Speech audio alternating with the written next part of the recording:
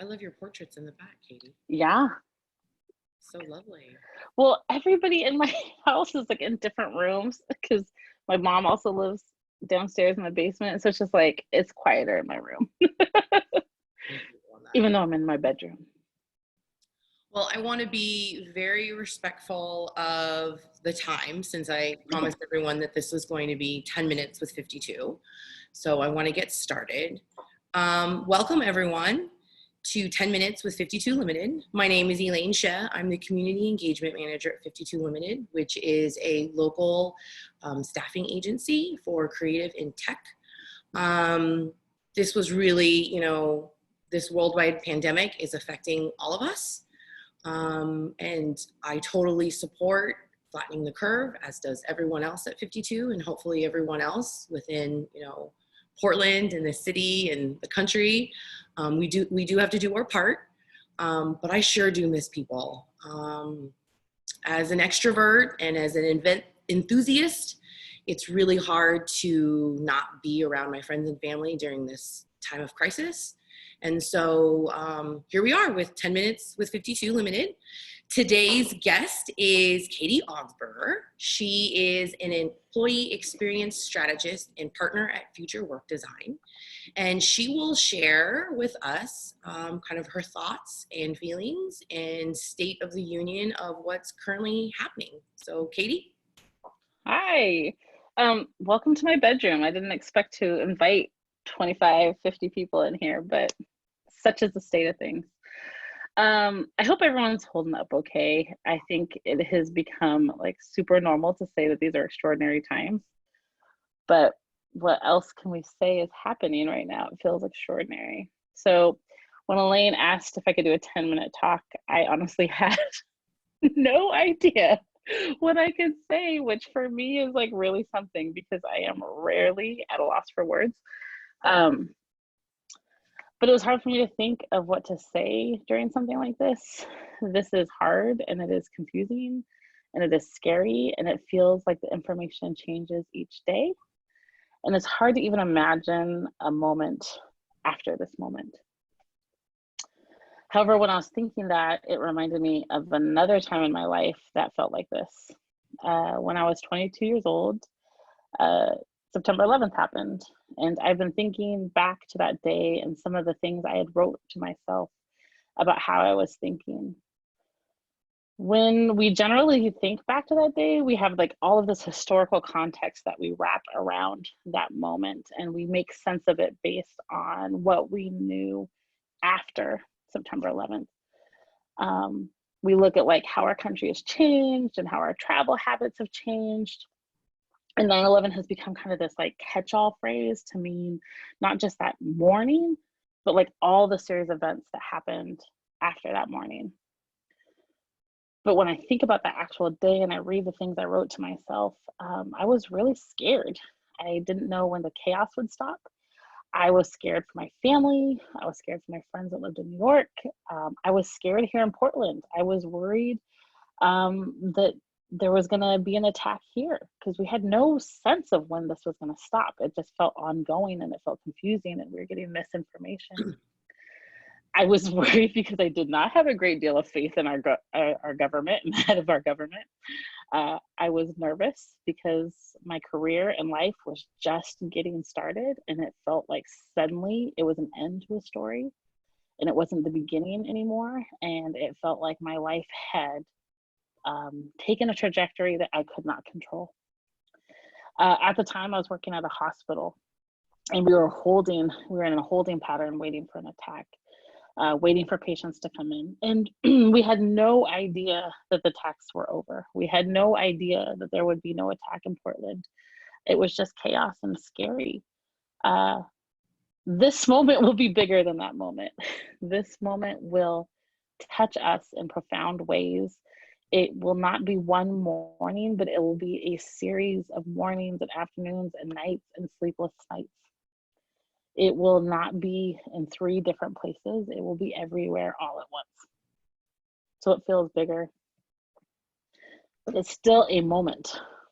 It's still a moment that we will one day look back and recognize had changed us significantly.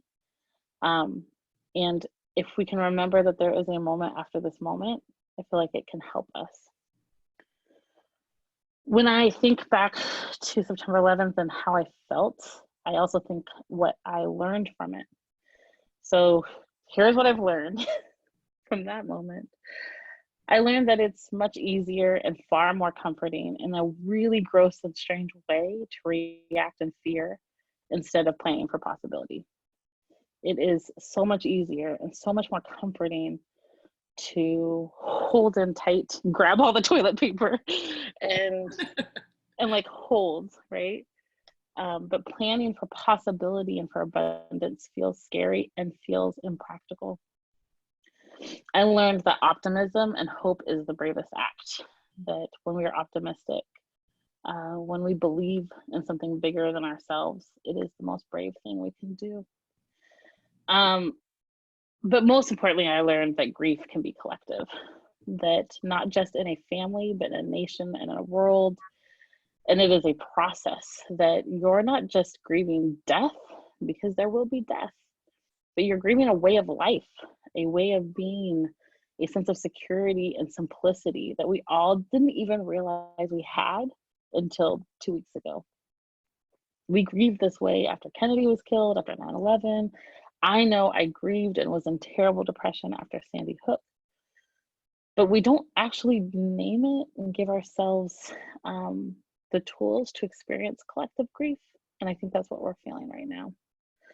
So even though 9/11 is way different than this moment, I am using it to come up with my COVID plan. And I don't mean the extensive school schedule that I have come up with for my daughter that I immediately abandoned. I mean how I prepare for this moment and the moment after this moment. So I'm going to share this with you, and I hope it is helpful, and feel free to abandon it like I've abandoned my daughter's schedule, or use it. The first thing I'm going to do is I'm going to grieve. Nahir Waheed wrote that grieve so that you can be free to feel something else. So I will grieve. I will allow myself to grieve. I will grieve my old life. I will grieve the easy childhood that my daughter had. I will grieve my old checking account. Lord, will I grieve that old checking account. I will grieve wearing real clothes you cannot see, but of course I'm wearing yoga pants under here. I will grieve that whole life because it was great. And I didn't realize how great it was until 2 weeks ago. So I'm going to grieve it. And then I want the future to be more abundant and more sustainable. I do not want to return to business as usual. Business as usual was inequitable. Business as usual means that we have to worry that kids that have to stay home from school will go hungry. Business as usual means that people that get this virus will have terrible medical bills. Business as usual means people are going to work sick because they have no choice. But worse than business as usual is if we react in fear after this moment instead of possibility. We have to start planning what comes next, not just on a national level, but in our own homes and workplaces. We have to plan for expansive, different future that will not come unless we really imagine it. So I'll be spending my time imagining. After my grief, I will spend my time imagining what I want. And third, if you're a client of mine, you have heard me say firefighting versus fire prevention. What that means is when something bad happens at work, we often react to fight the fire. And all we can see is the fire. But it's harder to say, why did this fire happen? What needs to be solved to prevent this fire in the future? We can't waste this crisis on a national level, on an organizational level, on a household level. We need to start investigating now. How did this happen? What worked well about our response? What do we need to learn for next time? What plan do I have in place to ensure this doesn't happen again? And if it does, what resources do I have to fight it? So grieve, imagine, and plan. So in closing, there is a moment after this moment. I can feel daily that there never will be a moment after this moment, that this is all there is, but there will be. We have to imagine it and we have to plan for it. But first, rest, eat the chips, play with your kiddo, watch Netflix, grieve. Grieve so that you can be free and imagine a better and more abundant future. Thanks. Thank you, Katie. And thanks for everyone that joined us today. We'll see you again tomorrow. 10 Minutes with 52 Limited.